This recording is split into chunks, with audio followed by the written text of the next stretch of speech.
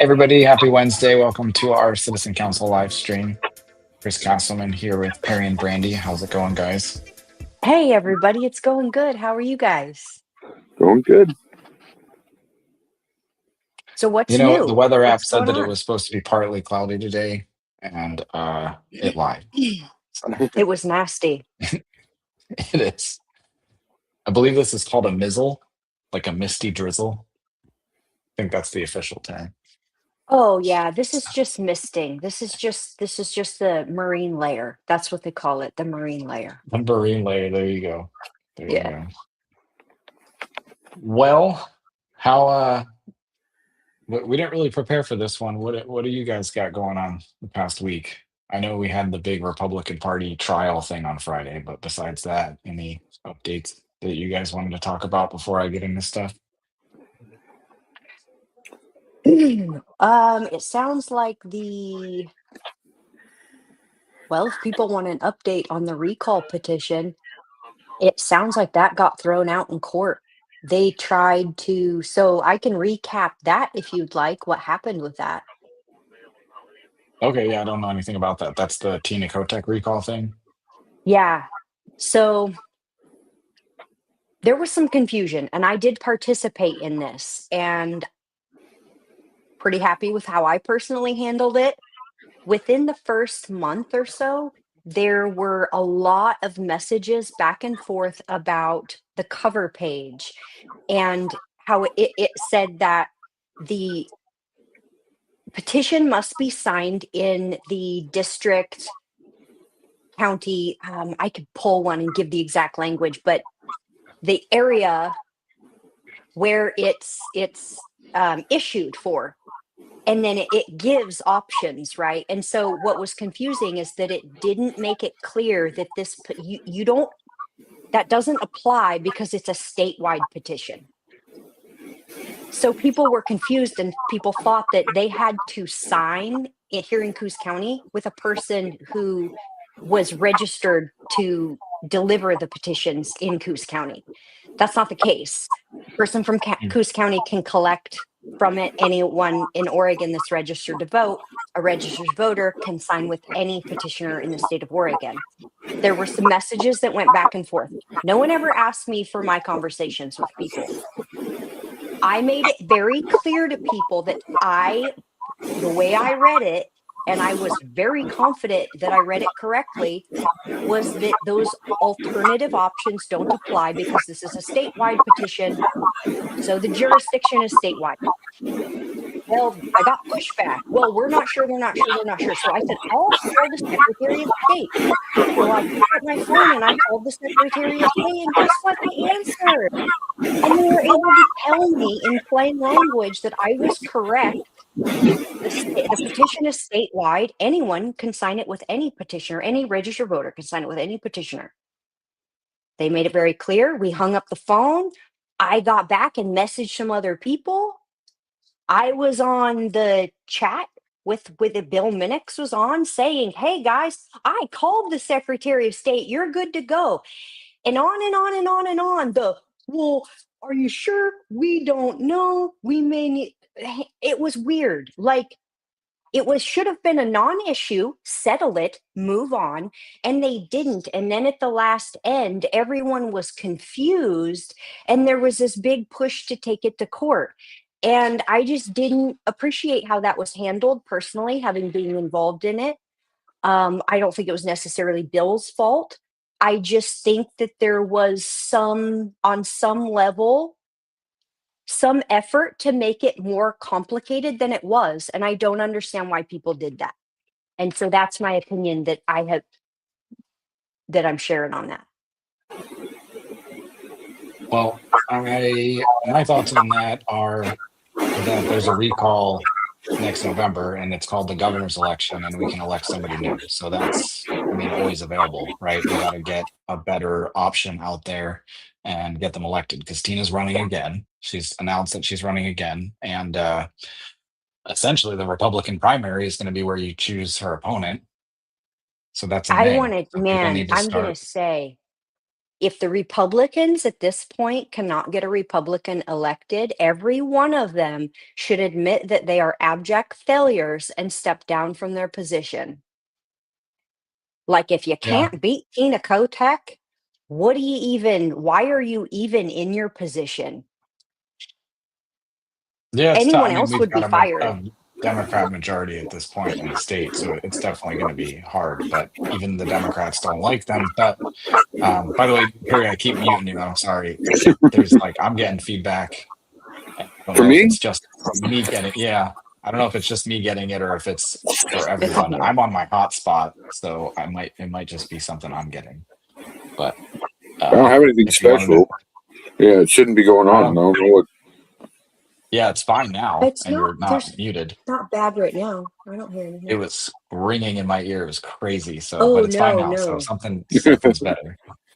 Sorry for muting you. But anyways, yeah, there's a majority Democrat population in Oregon, or at least how they vote. You know, the people who show up to the polls.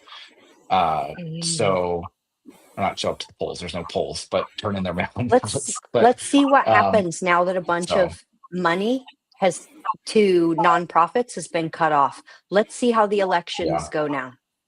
Well, I've talked to Now some there's going to be Democrats so recently, like the much. past week, and they are annoyed with Tina, but they are still okay with voting for her over any Republican candidate that has come so far. So they mostly talk about Drazen. So if maybe they just don't like Drazen. So my advice to the Republican side of things would be try and find a better candidate because maybe that's a better option. Maybe there's a better option out there that Democrats are more okay with. And that doesn't necessarily mean that that's a centrist candidate or a moderate candidate. It might just be about authenticity and palatability. So not necessarily left-leaning views because I think Drazen is pretty moderate and they don't like her. So there must be something else to it. Yeah. I think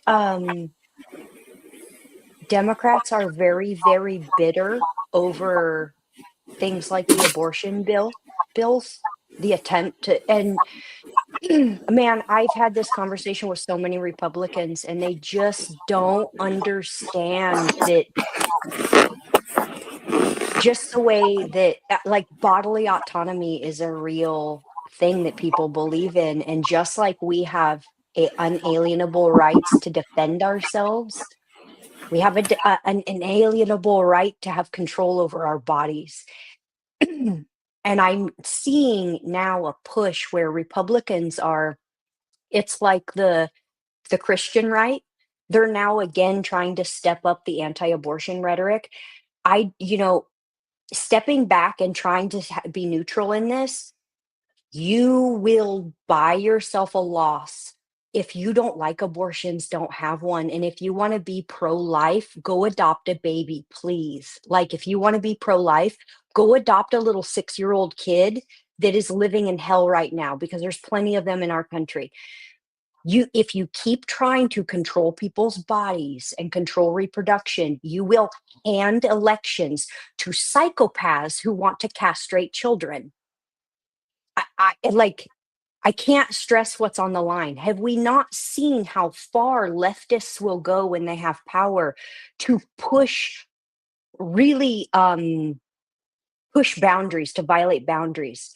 But because and it goes back to, if Republicans want to say that they respect freedom, you want the government out of everything. Okay, then get them out of healthcare. Stop trying to regulate other people's bodies. If you're really for freedom, then really be for freedom. And if Republicans do that, they will sweep. They will sweep polls. They will win. They Well, will totally How? dominate. How? you got to. So if people believe it is murder,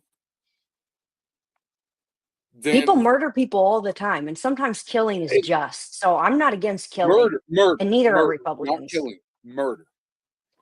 If you believe that it's murder, then how shitty of a person are you to back down and say, you know what? I will let all these people murder children. You're a shitty person if you believe that that is murder, and you say no, it's okay. Let all these people be murdered. So you can't tell Republicans not to stand up for that. because murder is the worst freaking thing somebody can do. Then, And in if they this believe that is case, murder, then they should speak out, or they're right. a coward. So I totally am for Republicans speaking out and making their case, but they need to make it culturally and not legally. Because what you get into, Perry, is if the baby requires that body to survive, once the baby's born, if it needs a kidney to survive, why are you not still legally obligated to give that child what it needs biologically to survive? Why does the entitlement to your body stop? When and where and why does it stop? And so these are philosophical How does it conversations. stop? How does What? it stop? If you believe a fetus deserves to live, after it's born, they're just gonna, oh, you need a kidney, so we'll let you die. That doesn't happen. Find me one instance where that has taken place. I don't know. Let's see if, I mean, we can Google it and Oh, see how many. I've always tried to help people understand that the conversation, if it goes to morality, we're never going to agree. But if you look at what is viable, so you mentioned viability, like and requiring another body to live, right? So after 24 weeks, it's very viable outside the womb. A fetus is completely Yeah. viable outside the womb, especially like after I think 31 weeks, it's almost like 90% chance of survival. So Yeah. people can look up those statistics. Yeah. 28 weeks, even, it's like 70% chance of survival. It's like Right. very high. So in Oregon, you can abort a fetus. There's no limit. It's up until the day of. It's insane if you look it up. So that's problematic, right? Like That's worth regardless of whether you banning, want to get right? into Because whether it's right, the, regardless of the whether you life think is it's no murder or longer this or dependent that. on another body.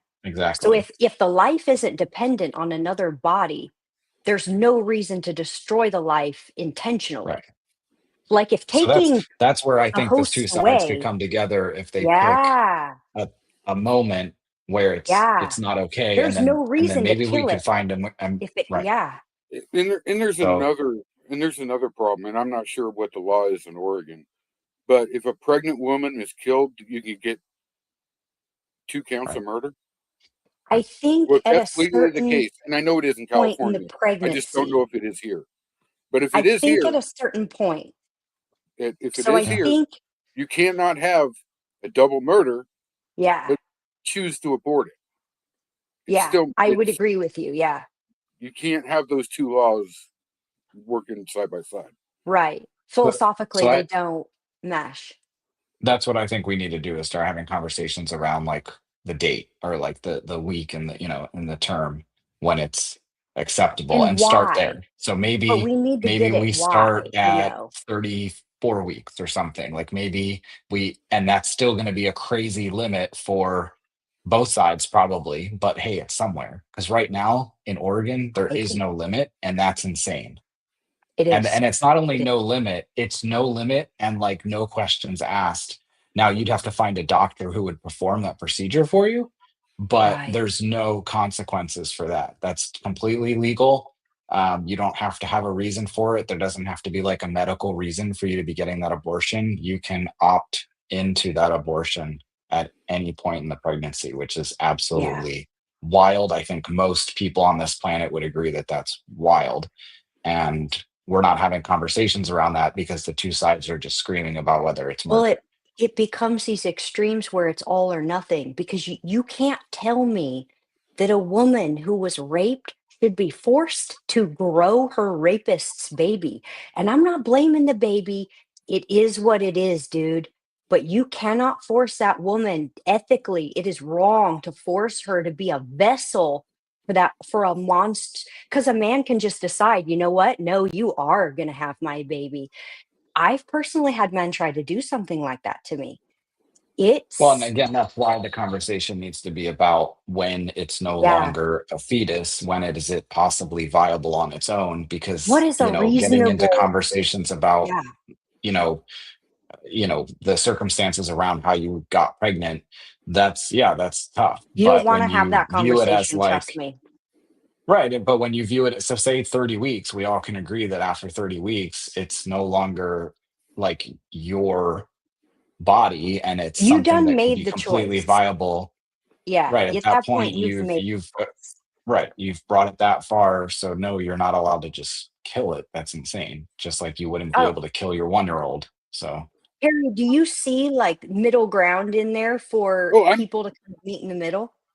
I so I think a lot of people have a hard time getting over, hey, it's murder, and I can't, or they, I should say, will not back away from that. And honestly, I don't think they should, because if you are morally convicted in something, you shouldn't back down. And for Um, those people, they can have a conviction that they don't encourage it and they don't want that for it for themselves or around them. and if you concede, then it's morally wrong to concede anything. So it is it's a very hard conversation to have, to even start off with. Um, well, the but difference is like finding alcohol. Like, say I don't agree with people drinking alcohol.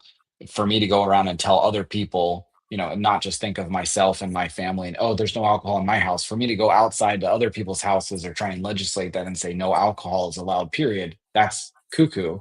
But if you do, like Perry's saying, if you do think and believe morally that it is murder, then you should feel convicted to just treat it like regular old murder. And in that case, you are okay going around saying, hey, this is not okay in society to go around and just kill people. especially when almost 100% of pregnancies are, I mean, don't have sex. There's a way around not having or having an abortion, and that's to not have sex. So when you That look at is, it I will through tell that you, that is lens, a very male opinion. If no, you it's lived a a fact. life in my It's a body at fact. 19 years old where It is a every fact single that if you dude don't was have trying to stick sex, his pee-pee you in me won't and would need do an abortion. anything to get Tell that's me it's not a tough, fact. man. Tell me it's not a fact. Is it a What's that? fact if you Sorry. don't have sex, you won't have to have an abortion? Oh, yeah, of course, of course. Okay, There are so also cases where a 105-pound woman doesn't get a choice. I said Sure, but almost Perry wasn't 100%. I did not say right. 100%, Yeah, I know, I but it know. is very close to 100%. So when you have the Yeah. option of not It's having rare. sex, plus looking at the fact that people will see it as murder, there's an responsible people have a way around it in a I agree. country where responsibility is thrown out the window, because you can do whatever you want and get away with it. So, Yeah. It's a hard sometimes medical conversation. stuff comes up too. Um, Sometimes you discover things about your health that you didn't know upon pregnancy that kind of make you go, you know? Um, but I do err on the side of bodily autonomy that I believe fully, fully that no one ever has a right to another person's body. Well, Ever. and you can also argue that it's a completely separate body inside of you with separate DNA and everything. Mhm. It It is doesn't have a not right to. you. It is not Yeah. you. So bodily autonomy can also flow into that fetus, Mhm. Mhm. and you And don't I have the think right. And that that's a really there's no definitive argument for abortion, like 100%. Like oh, I anybody think that, there is. I okay, can absolutely make an but if I sit argument back and for say it. don't have sex, okay, now we've knocked it down to 99 point however many percent of people that shouldn't have abortions. Okay. I would And then say if we get we were into, willing to castrate sex offenders, we could that's a whole probably nother put it more topic. than that. Oregon is a sex offender friendly state, and that's a whole nother Yeah, topic. that's true. That's fair. That's fair. Especially this county, geez. Yeah. And I don't think But that's any one I particular can make person's fault, but man, there's so many around here. I can make a genuine biological so I can make a biological argument for it too. Humans have no natural predators. So we have no selection mechanism that is moving us along the evolutionary path. And regardless of whether people believe in creation, you can look around us and watch biological evolution actually happening. Within a few generations, it can happen. Um, because we have no natural predators, there's nothing to weed out our population. And I know that might kind of sound cold, but you have to look at it from like, I'm looking at it as like a biological animal kingdom perspective. I don't know that people who want to kill their own baby should, I mean, I think maybe You're going in we dangerous should let territory, them. Brandi. I know, I'm trying to think of how to word it where it doesn't sound crazy, but like, do you think a Write it person who down. wants to kill their baby is going to be the best mom? And then if they're not a good mom, what happens to that baby? I can tell you, they don't turn out great. Like, read the book Freakonomics. They actually make a really good financial ROI argument on abortion. Sure, but if you So, follow that People have down been that trained path, to you where should. abortion Yeah. is not a big deal. So well, if you've been raised that way and taught to live that way, you wouldn't think twice about it because you would. it should be a big deal. But it's not. It should be. If it was a big deal, there wouldn't be however many there are. There are a lot. And the Can I, demographics are disturbing around it too. can I motion to table this discussion? Yeah. What this was It will never good. solve Like we anything. finally, It was good. It well, was. here's the thing, you guys. We know each other pretty well. We trust each other. And so this is an opportunity for people to see what it looks like when people disagree, but they don't act like psychopaths about it. Well, I never even I never even gave my opinion. I'm just telling you that I know what goes on. I know what people are thinking and where they're coming from. I never even So gave what my is your opinion. opinion? Uh-oh. I don't think they should happen. I actually appreciate the way Perry did approach the conversation because he's essentially saying, yeah, if you have a moral conviction, you should not only stand up for it, but other people should respect you for standing up for it. And that's a pretty cool position. And that actually Yeah. has nothing to do with your own personal beliefs. So, yeah. But Anyway, Perry, maybe continue. I want to hear more about what you think about it personally. If you're willing. Personally, I it would be nice if abstinence was more of a thing. I would agree with that. It would it didn't screw up my life, but it definitely changed my path when I had a kid. And Well, abstinence can be more emotionally healthy too. it's yeah, it would be better. I mean, I know it's impossible. I mean, I don't want to be well, that abstinent brings ever. up the whole getting back to a better society where we're more focused on traditional family values and having family units and tight knit communities where people support each other. So then, when things like that do pop up, when you have a teen pregnancy or unplanned pregnancy, your community supports you. And then you don't think of abortion as an option because you have a community that supports you. Um, Mhm. I don't I know. would like to And we're see a a more long ways off from robust that. adoption system.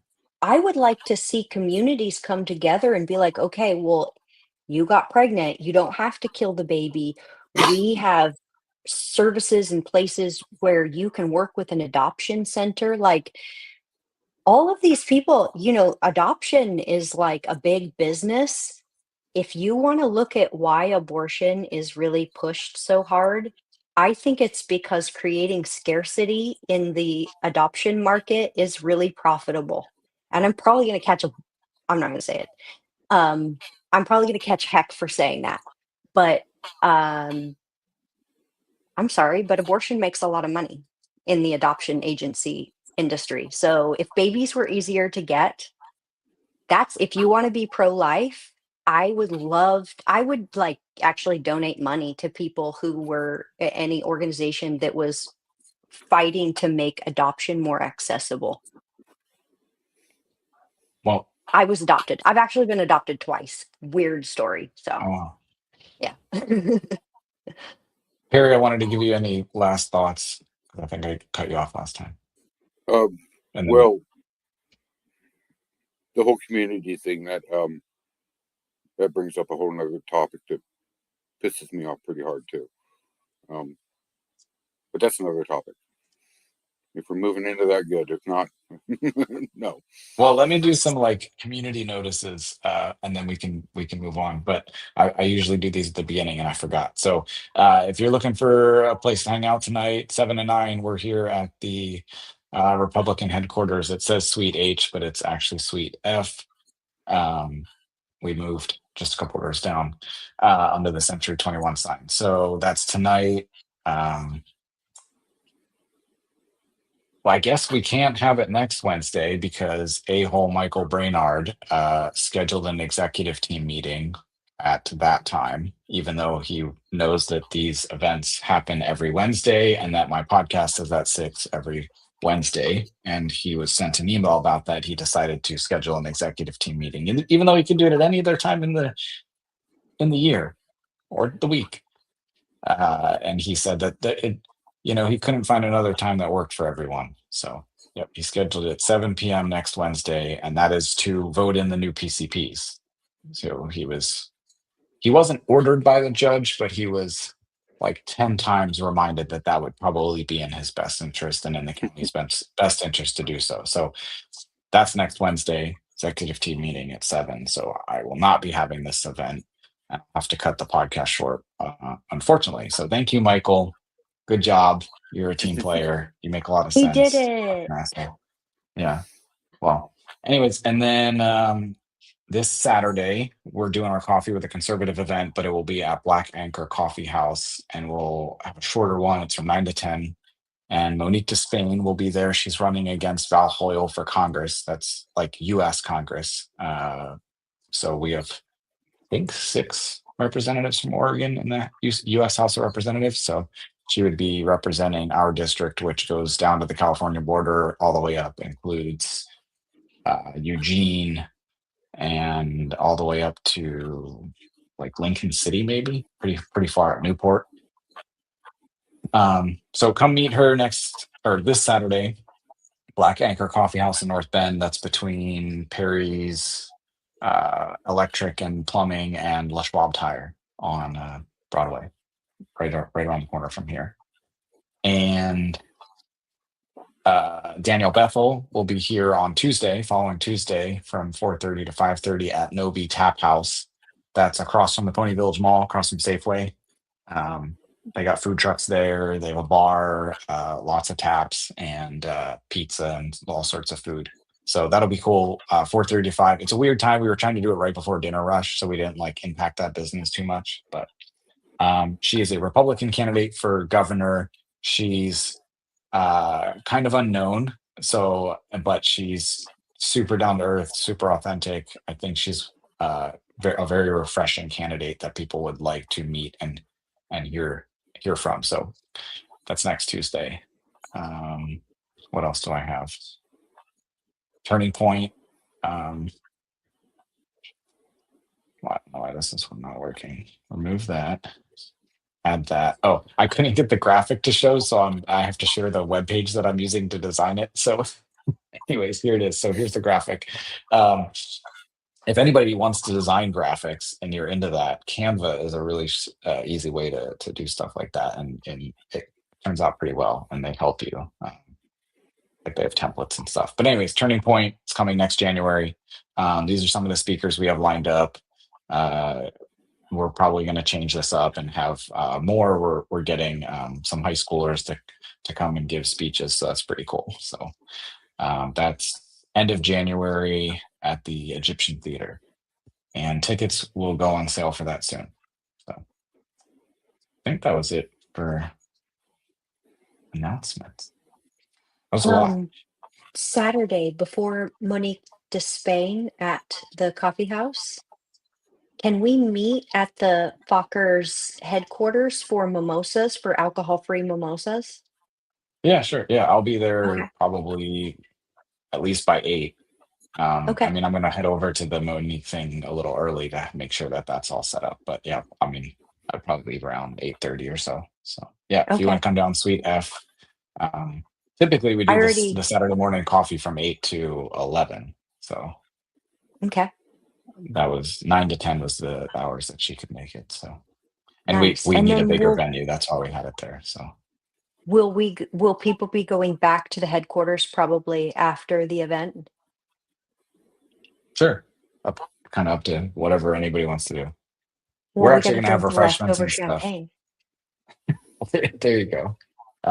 And we could do it another time too if it doesn't work out. The The main bottles are thing is already over there. okay. I I'll dropped them grab off. some tonight. No, I'm kidding. Um, no, I think people should meet these candidates. This is a wonderful opportunity to meet these candidates, and who knows? If Danielle Bethel becomes our next governor, you met her right when she was getting her start, and that would be pretty cool. And Mhm. it's really cool that these people are coming to Coos County to form these relationships and get to know our people here.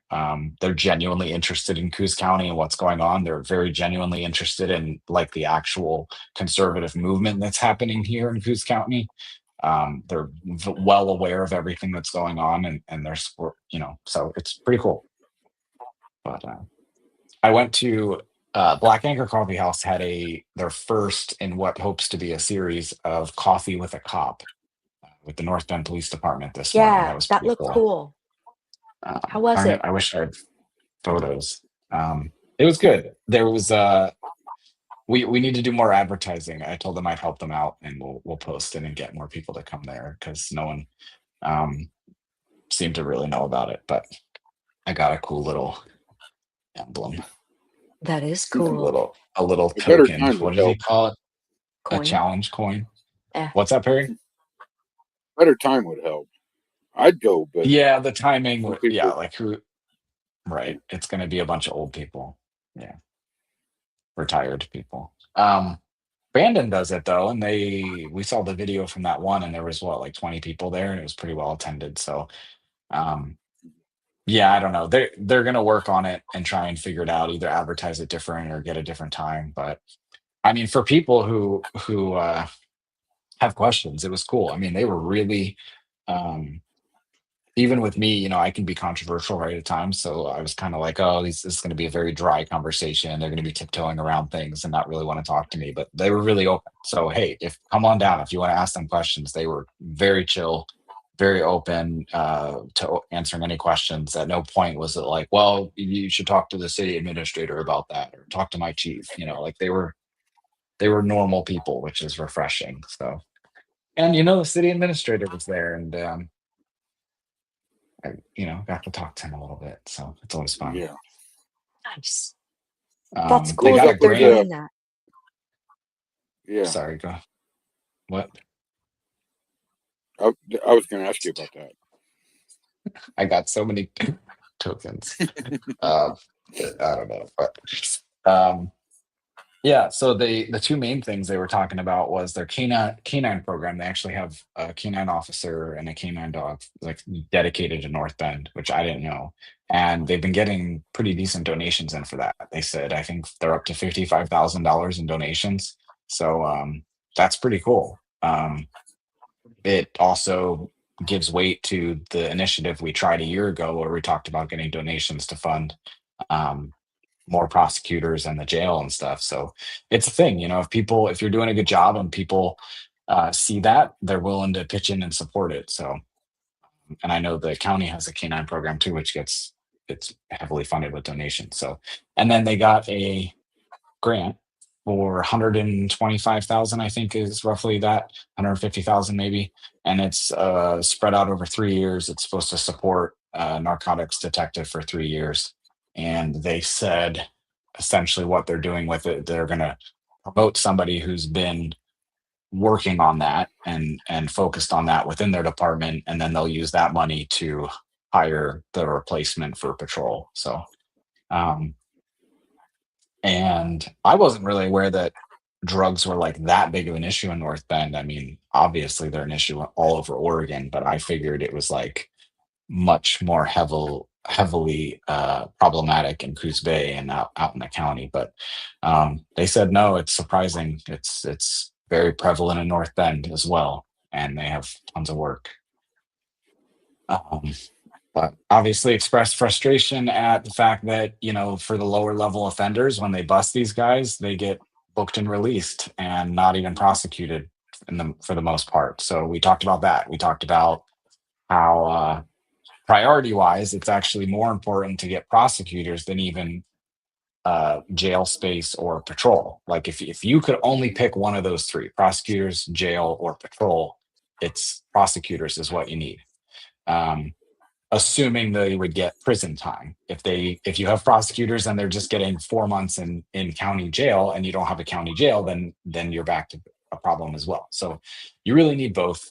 And we I don't want to say that it was like a policy decision that the North Bend Police Department was making, but the people I was talking with pretty on board with the idea that the county could do without patrol. We would love the county to have 100 people out there patrolling at all times, right? But we're not in that perfect world, and we don't have money for it. And to do something up. Patrol. We need You're breaking up, Chris. So,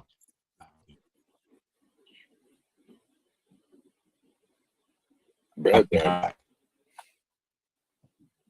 okay. It's probably back. glitched out the hot spot.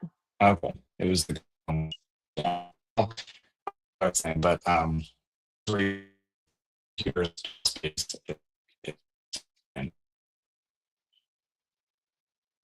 Oh no, he's gone.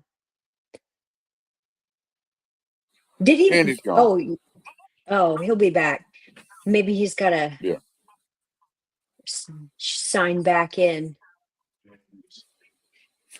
Am I back now? Yeah. Yeah. Oh, jeez. Sorry about that. I can tell it's glitching because you guys' photos just start spinning black as well. So, anyways, I don't know how far I got in what I was saying. It was quite a bit. I think you were saying that they can do without patrol. Yes, essentially, and that we need to make sure the county's getting a decent amount of money, and we need to spend it appropriately. I mean, I know they are gonna, you're gonna have a county commissioner I kind of agree or with you. the sheriff saying like, no, they don't have enough money. They don't. It's like you're getting quite a bit of money for things to fund the county, and you need prosecutor and jail space. We don't necessarily need patrol. And isn't patrol the least effective? I mean, it's like if you're an old lady, you're homebound, you're like by yourself, you're a widow, and you're like scared, and there's a crime being committed on your property. Like, yeah, it's like pretty scary to be like, wow, well, we don't have patrol because Chris Castleman didn't want patrol. Like, so like I get it. Like you want to have patrol so that if you have to call the cops, they're going to show up. But so maybe I'm misunderstanding. I thought patrol means the cops are out actively looking for crime in progress, not that the cop is like nowhere to be found. I would assume they the cop are. I mean, it would by having the patrol unit, you have what, like 2 or 3 on patrol on call at all time. But yeah, like you're kind of almost implying there's alternatives. So if you have a police force, they might not necessarily be patrolling, but they can be on call. They can be available. Like I was on a volunteer fire department, and we don't patrol. There's no. I mean, there are like fire. We do have fire departments that are like they're not patrolling, but they're sitting in the firehouse and they're ready to go. But you can also do it differently, where they're just going about their daily life, but they're also ready to go. I mean, I would have all my stuff in my van. I could respond pretty much just the same as I could if I was at the firehouse. I mean, we had 3 firehouses in the area, so I was always like a couple miles from one. So yeah, I mean, I guess I'm a couple minutes delayed, but if the alternative is that you're funding that and then you can't fund a jail and prosecutor's office, then what's the point? Right. So, Barry and I have always advocated that you could do more civic engagement and have more of a volunteer force, whether that's official reserve units or whether it's just kind of like having programs where people can come learn how, like, basic first aid, basic scene assessment, and like conflict resolution, things like that, so that if they did respond, they're not there to solve a problem. They're not there to be a detective, to catch a burglar, to fend off a rapist. I mean, men should be men and respond appropriately if someone's being harmed, right? But they're not there to really do that, the intent of some like civilian force would be to be there until the detective or whoever gets there, right? You're only there to A trained span intermediary. 15 minutes or half an hour till somebody who's trained to do these things arrives, right? In That's certain types what of my calls, that volunteer could fire be department super was. helpful.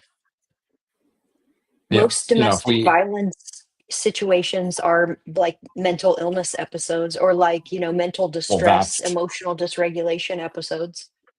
that's where it gets tough. That's where it gets really hairy. A good Sending de-escalator can go a long way. sure, but a citizen responding to a domestic violence situation can also go the wrong way quickly. So fully get it. But maybe Yeah. that's not something that gets paged out, right? So you can have, say you have this volunteer force or something, and you'd have to figure it out, right? There's tons of logistics. Don't shoot the idea down, whoever's Yeah, yeah. listening. It's like you'd have to figure a lot of this out. But like for instance, maybe you don't page out those incidents. Maybe that's only officers that are trained for that respond, full-blown officers. Maybe right now, instead of having 2 to 3 on duty, you only have 1 on duty, and that's who responds to that stuff. But all the other ancillary stuff, the easy stuff, so to speak, you have somebody else respond, or I don't know, you just let it go. I mean, A different you type have of professional. the municipalities respond. You do mutual aid agreements, and I know people in the government are going to be like, oh, we've already thought of that and we've already tried all that. Well, try harder, really, seriously, because it's not working. What we've done isn't working. So I really, really like that idea of eliminating patrol for a completely other. So there's an entire other side of policing, and it's this kind of cycle, this financial cycle that policing goes through where, like, let's start where we are now. The police are defunded. They are starving for people. They're running super lean. They're tight, right? So they don't have enough to do the job. We don't have a jail. Crime goes up. People get sick of the situation, put more money in the system. The policing increases, jailing increases, crime goes down. Crime goes down, and you now have this large police force with lower crime, less to do. What do? They start patrolling. Now they're giving out tickets for rolling through stop signs, giving out tickets for missing the yellow light, giving out tickets for tail lights. Now they start bothering people because they're bored. And the system has, because it's become bloated and overloaded with money, it has attracted people who maybe wanted to become a cop for other reasons than serving and protecting. So you've got this system who's now become draconian, is bothering people, pisses people off to the point where they defund the police, policing goes down, crime goes up, and we start the circle all over again. And I think maybe what you said could help break that cycle by giving them tasks that are not going to put them in circumstances where they're going to start badgering people. Because let's be real, nowhere enforces all the laws, okay? So when a cop just says, "Oh, that's the law," there are a lot of laws and they don't all get enforced, and we all know it. So we need cops to not get bored and start doing things that are badgering the community, like people going to work every day and stuff. well, and we're not even close to people getting pulled over for rolling through stop signs. So luckily, that's a good thing. It'll But yeah, happen if fast. again, if you can only pick 2 out of the 3 to have in Coos County, I think most people would agree that prosecutors and jail space are the 2 higher priorities. But I see eliminating patrol having other downstream benefits that make it really worth considering. That comes It, into like it the philosophy and culture. the revenue compared to expense in the sheriff's department and in law enforcement over there, it's unsustainable as it is right now. It won't be long, and they won't be able to afford what they have now, and they'll have to make more cuts. It's unsustainable when you're I mean, the PERS is great and everything, but every year somebody's going to retire. They're still going to be getting paid, and somebody's going to get hired in to replace them. So you're just increasing cost every year. Every time somebody Well, I mean, retires, that's a every good point, time. right? Like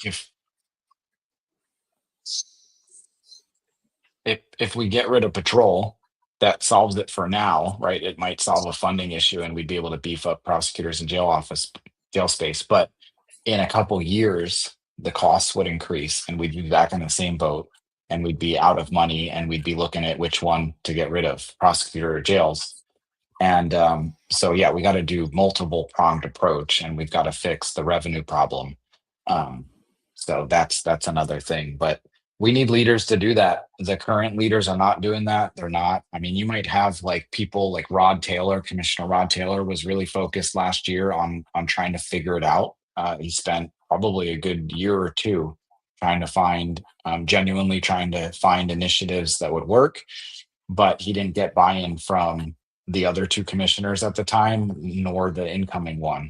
And I was involved trying to get them all to work together and try and help it, and I wasn't able to pull it off either. So we need, it's a neat thing that this county you only have three commissioners, right? So you only need two to really agree, and there you go. You're able to move stuff forward. So um, we can do it, but we got to get those people elected and then get them working together and get a plan that actually works, try stuff out and move stuff forward.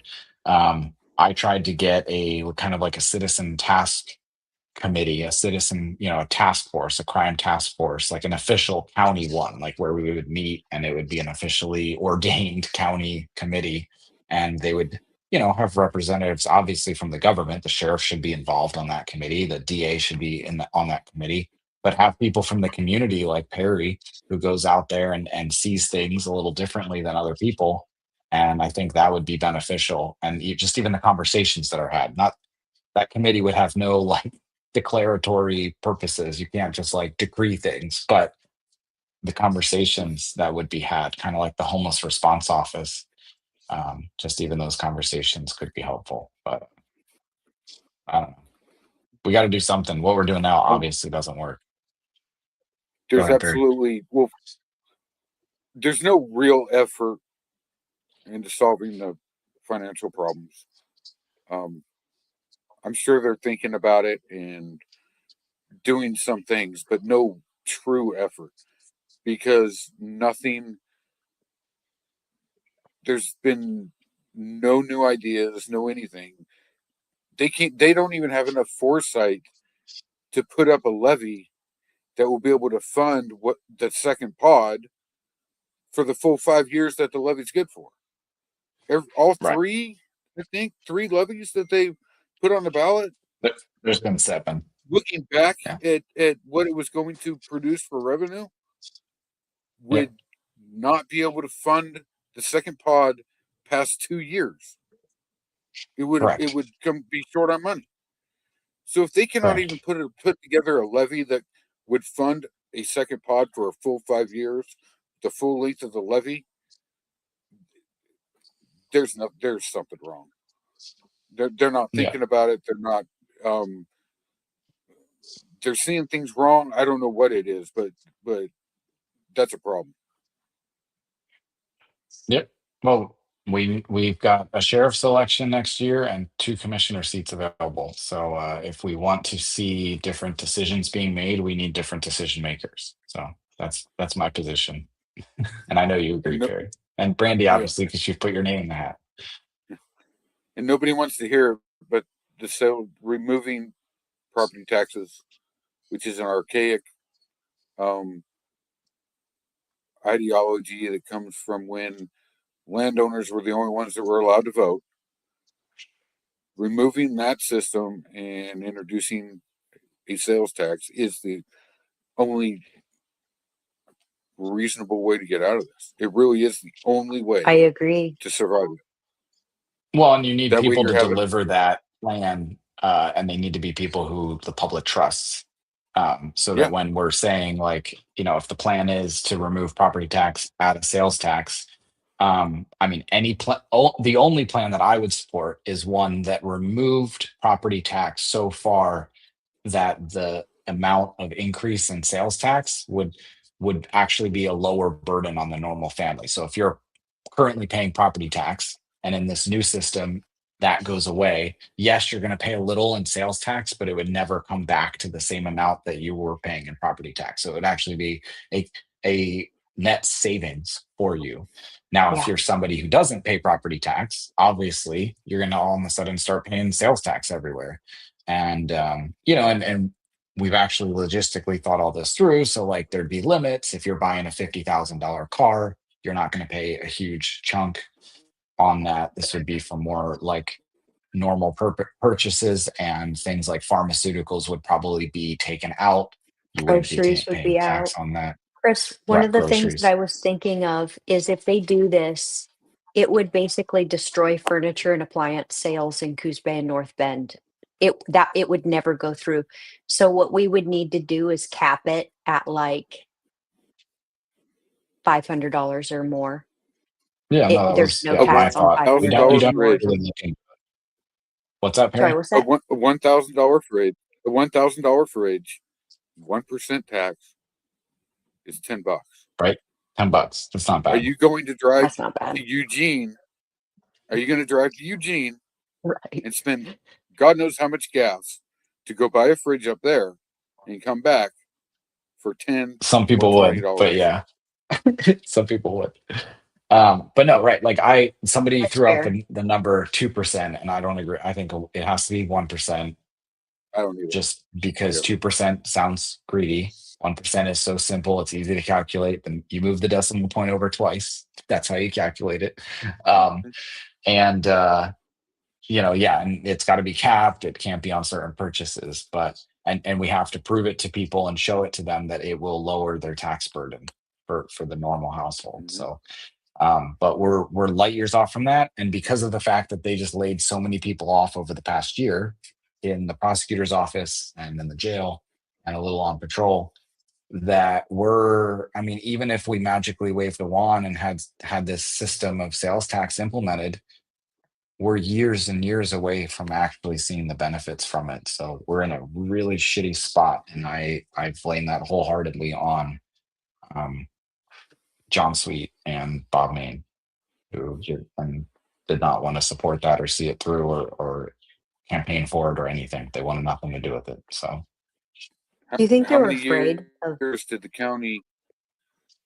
How many years did the county have the funds for a second pod, but they could only employ enough people to have one pod open? That went on for years. yep, yep, yep. They said, "Oh, we can't find any qualified candidates. We can't find anybody." And it's like you and I know people who applied and they were rejected. And I don't want to get into it, but it's like there's a state testing standard of 70%. You have to hit 70%, and or no, it's 65%. You have to get 65% or higher. Well, Coos County, their level is 70%, which is 5% doesn't seem that much difference, but it's like you're changing the standards, and that's lowering the number of candidates that you're able to hire. So that's one aspect of it. And in a perfect world, we would love that number to be 90. You have to score 90 on this test to work in Coos County because we want the best of the best of the best. But we're not in that world.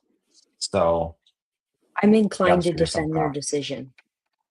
Having grown up here and seeing the change in law enforcement, Chris, you would have you'd lose your mind if you saw what was going on here in the police force in the late 90s. When I you're talking got about patrol, though, invited out on a date by one of the city cops when I was a high school senior during a murder investigation that I was a witness for. So that was weird. Um, well, that I so don't want to discount that, but that is just one if one if person. I mean, if this is so it is generally cleaned up. So if you talk to the rural folk out here in Coos County that have lived here their whole life that have dealt with you know, they'll tell you that things were wild. The police force was so corrupt. So whatever they have done to get it at least I would say it's clean. Like, I don't know if, there hasn't been any drug smuggling or money laundering or anything in quite a while. So, no scandals with teens. So I would say if they have needed to bump that standard up to clean up their system, That's not what they've said. If that's what they're okay. saying, then sure. And they have to articulate that and defend their decision. Yeah, yeah, It's yeah. what happens is when they're asked why, like Perry's saying, you have the money, you have the funds. Why have you not fulfilled these positions? They just say, well, we can't find candidates. Not enough people apply. Like, well, you're you're messing with the metrics, the parameters as to which Mm. candidates can get hired. So, you're shooting yourself in the foot. So you can't have both. So but we're past that. They did find enough people last or 2 years ago. They had the funding and they found enough people and they opened up the jail pod. And then Perry, you put a post out the other day and explained it. It's like, yeah, when they had that jail pod open, the second pod, so you increase capacity to 98 beds, they were only like 65 on average, like 60, 65 beds full. So they weren't using all of it. And that's not necessarily their fault. There's a bunch of state laws and things, and the prosecutor's office wasn't able to prosecute people. The judges weren't sentencing people any longer. So you have like what would normally be a 60-day sentence, they're sentencing people to like a week. And now and they do that because there's not generally enough space. So they try and be really quick about it. Well, now you have enough space, and the judges weren't updating their sentences. They weren't giving them the full 60 days. So lots of issues, and it didn't work. And they did that right in the Any middle of any asking idea for why more that money. happened? Any idea why the judges didn't update their sentencing? I haven't talked to them. No, that would be a good thing to figure out. But it's Do you kind know of which sheriff that happened under? Was it Zaney or that Fabrizio? was Fabrizio. That was about 2 years ago. Yeah, Okay. I wonder if there's like a 2024, I think. communication breakdown. But yeah, man, stuff like that absolutely destroys public trust, and it's so hard to get that trust back. Well, they were asking for money to be able to open up 3 jail pods. And it's like, well, you have the money and personnel to be at a 98 bed And capacity, you're but you're not only at keeping 60, people. Okay, I do 65, remember that. and you're asking for more. It didn't make sense. Ultimately, we have decision makers and leaders who are not getting it done. They're not making sense. They're blowing public trust, and they just point fingers at people like Perry and I for saying, well, you guys spread misinformation. Well, come on here Mhm. and Mill talk iron. to us and Mill explain iron told me I how was. Mm. right misinformation. Yeah. Well, come on here. You're welcome on the show. We won't be assholes, but don't say we're liars and not come on and actually like prove your case because they can't. It's like I go to the meetings and I report on what I hear. I have conversations with them and I report on the things they say in those conversations. That's not misinformation. That's information. And when you have people in power that don't like the public having information because they just want people to believe everything they say and do what they're told because they think they're kings and queens, that's the system we live in right now. That's when they start throwing it around the word misinformation. They're just mad that you guys are getting real information. That's really what we're at. So that's crappy. But I hope that we can change that. And I think we can. We're starting to do that. We're making progress. It's just a lot slower Open than communication is the way it happens. I mean, you can only bullshit people so far. Like, really, when you get into these conversations and you have the people actually explain themselves, because when we're at a board meeting and someone's explaining themselves or giving their proposal, you only get limited time. You've just seen it. You can't really get into a deep dive question and answer session.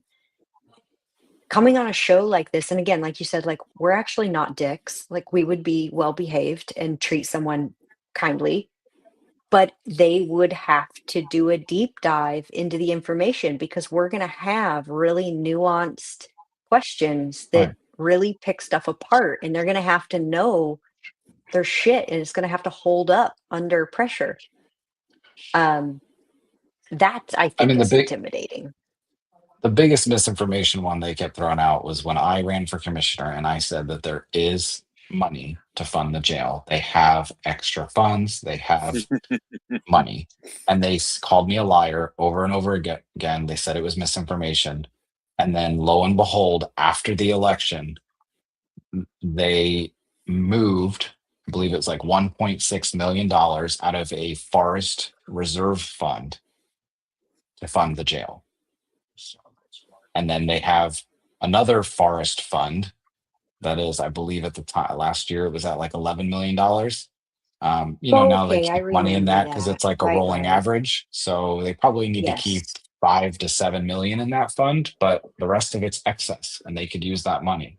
And I get it. These And are there all was one controversy time. over It's one time. Like you can't, it's not something you can like, it's not regenerative. I mean, some of it is like you do have a forest and it's supposed to be a resource that is renewable and you can uh earn money off of it. But anyways, point is yes, you move the money out, it's blown and it's gone. But don't tell me that I'm lying to the public when I say that you have other money. They also have roads department. And I'll say that and they'll be like, well, the roads department is not in the general fund and that doesn't affect law enforcement. Yes, it does. If there is an excess, if there's a surplus in the roads department budget, I think it's roads, maybe it's like I forget the term of it, but I'm pretty sure it's roads. That goes into the general fund, and that's what happened. They did it was like solid waste. They did a project to put in a new roof over the Beaver Hill transfer station, the dump, and it came in way under budget, which is freaking awesome. Like, when does a normal government project go in under budget? Well, it did, and they were like 3 million under budget. And guess what? They were able to use some of that money to fund the jail. Oh, look at that. Oh, I wasn't lying when I said that those other budgets and other funds can be used to fund the jail, even though they're not in the general fund. So it's crap. They call people liars when they actually look into the budget and how these things work. And you've got the treasurer, they're getting all upset. It's essentially you're looking at their dirty laundry and they don't like it. You know, we're sitting there like Do you walking think through their some of it is backyard, pointing maybe at that, things and like, going, that's not right. Go ahead. do you think some of this is more like human error than nefarious plotting? Like they really just didn't look, they got caught out not looking as hard as they could have. And do you think No, there's a little I bit of think it's embarrassment? nefarious. Really? No, I So don't know. really. I I mean, for what oh, though? it's so hard to answer. It's Because they want to keep that money around for a rainy day and they don't actually agree that this is a rainy day. Hmm. I think it is nefarious, but also they didn't agree with you, so they said it was misinformation. Yeah, the money was there, but they didn't want to touch it. So since you can't touch that money because we say we don't want to touch it, that money's not available. So in Right. their eyes, hey, he's wrong, even though you weren't wrong.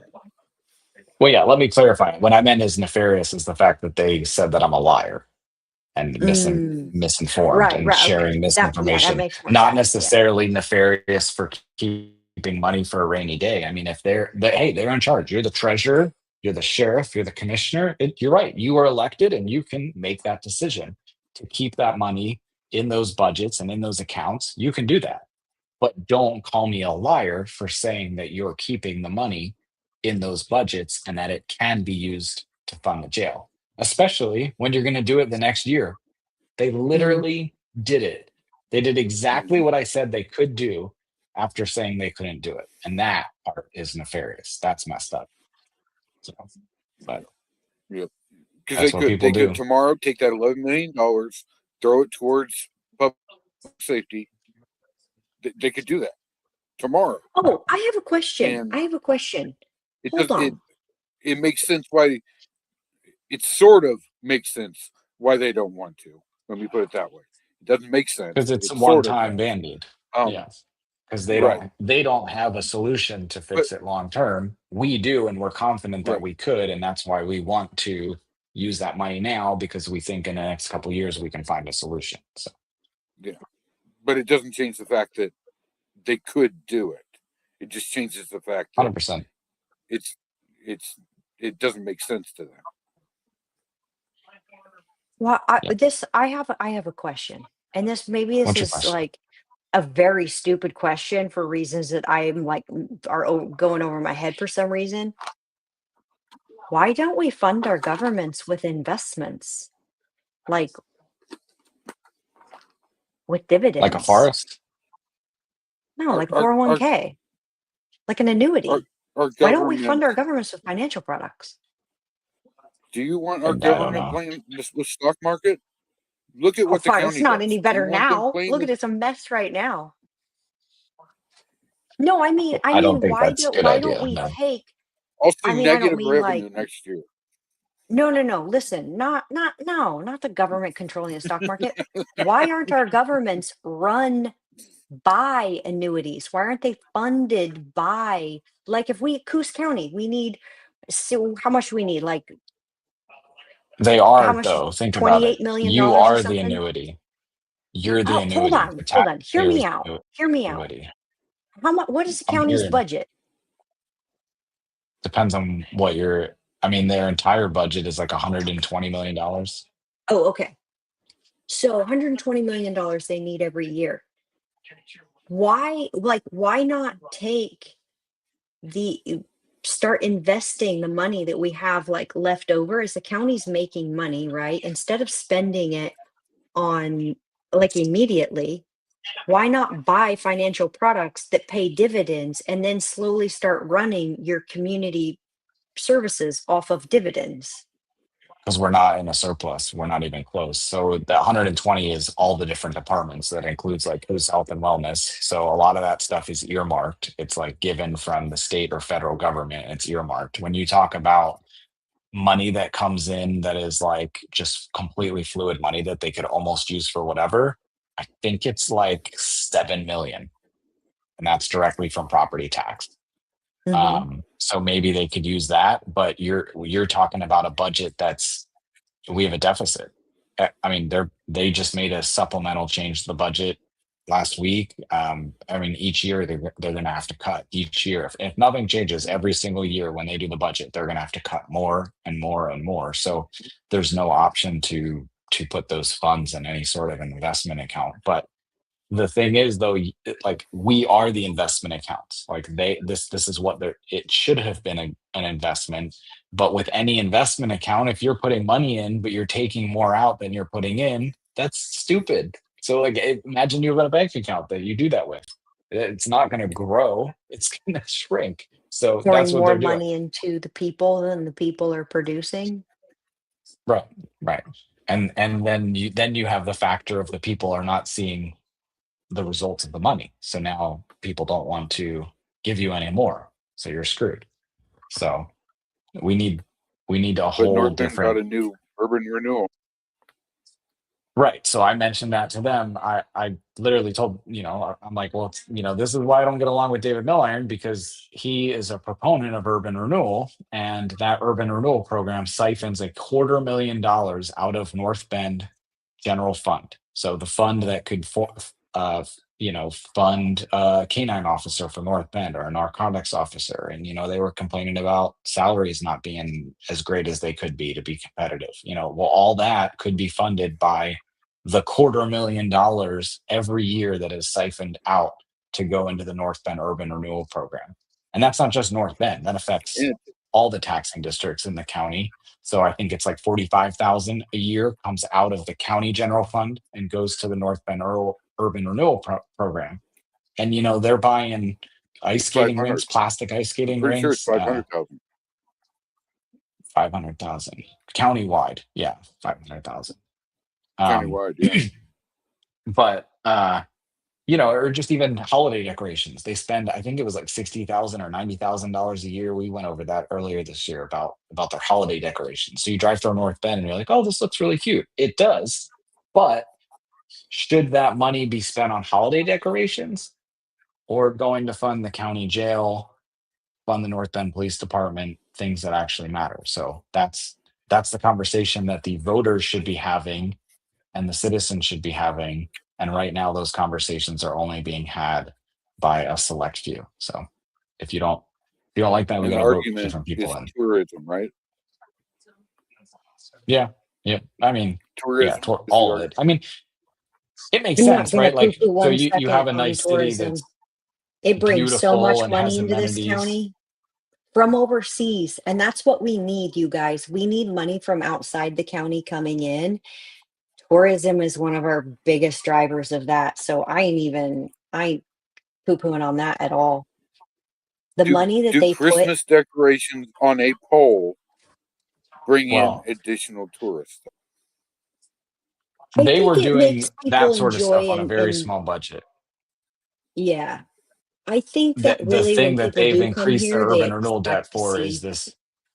Sorry, the big thing that they've increased the urban renewal thing for is this giant annex project. It's like a $20 million renovation of that building to allow them to do workforce housing and become landlords. So yes, we can talk about the holiday decorations, but there's also this other elephant in the room, which is, should North Bend become landlords, or should that property have been put in private hands? Should that have been given to a private developer, which would have still given the same outcome? You could have still had the same exact building built, and it would be on the tax rolls. It would be generating property tax revenue. So Can the city turn around and sell that I could. to they should. That we should not have the government being landlords, like you said. They have not put out any plan to do that. But we also need the citizens to not fight industry coming in either. Citizens are, if you want to complain about not having public safety, but you're going to complain about the industry trying to come here, you're your own Yeah, problem. true. That's a lot of tax revenue that it does not end up coming in because people are fighting so hard against this industry. yeah. Well, I'm gonna wrap this up. I didn't realize it's way past 7, and I I got a know. I room full just of people looked. out there. I gotta go You got to say go hi to. join the So party. yes, I can hear them out there. So Cool. Okay. Well, I'll this see was a you good guys on conversation. yeah. I'll see you guys on Saturday. Very cool. Yeah. If again, I'll share that. Stop by this Saturday at Black Anchor Coffee House down the street from the Republican headquarters, or Friends of Coos County Republican headquarters. Monique Despain, congressional candidate. So should be a good time. Good talk, guys. And very good talk. We'll see you guys next week. It'll have to be a short one because, like I said, I got a meeting to go to at 7.